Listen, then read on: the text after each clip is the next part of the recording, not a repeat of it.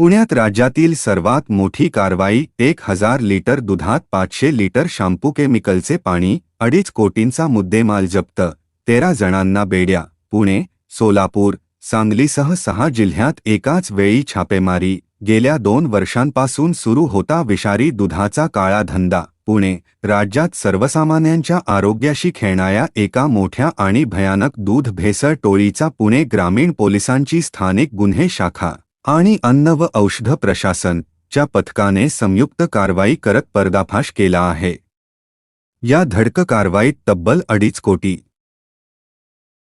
रुपयांचा मुद्देमाल जप्त करण्यात आला असून एकूण 13 जणांना बेड्या ठोकण्यात आल्या आहेत। मिळालेल्या माहितीनुसार पुणे, सोलापूर, अहिल्यानगर, छत्रपती संभाजीनगर, सांगली आणि भिवंडी अशा तब्बल 6 जिल्ह्यांमध्ये एकाच वेळी ही छापेमारी करण्यात आली।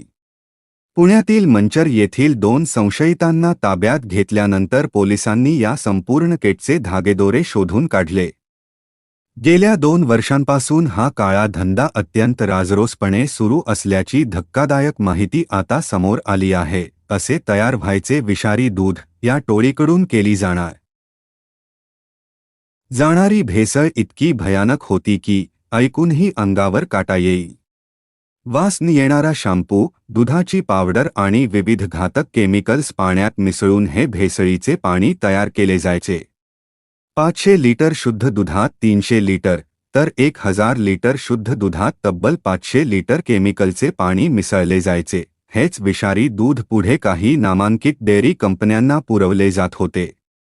या दुधापासून विविध दुग्धजन्य पदार्थ बनवले जायचे आणि पॅकेट बंद दुधाच्या माध्यमातून हेच विष आपल्या मुलाबाळांपर्यंत पोहोचत होते। प्रशासनाची मोठी कामगिरी, चौकशी सुरू।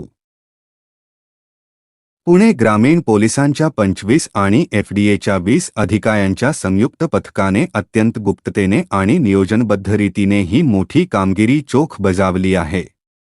या केटमध्ये राज्यातील आणखी काही बड्या लोकांचा आणि डेअरी चालकांचा सहभाग असण्याची दाट शक्यता वर्तवली जात असून पोलीस सध्या त्या दृष्टीने सखोल तपास करत आहेत। सर्वसामान्यांच्या जीवाशी खेळणाऱ्या अशा नराधमांवर आता कठोर कायदेशीर कारवाई करण्याची मागणी जनतेतून होत आहे। सम्यक महाराष्ट्र न्यूजसाठी मी प्रमोद चिनके। अशाच नवनवीन आणि ताज्या बातम्यांसाठी आमच्या चॅनेलला नक्की सबस्क्राईब करा। धन्यवाद।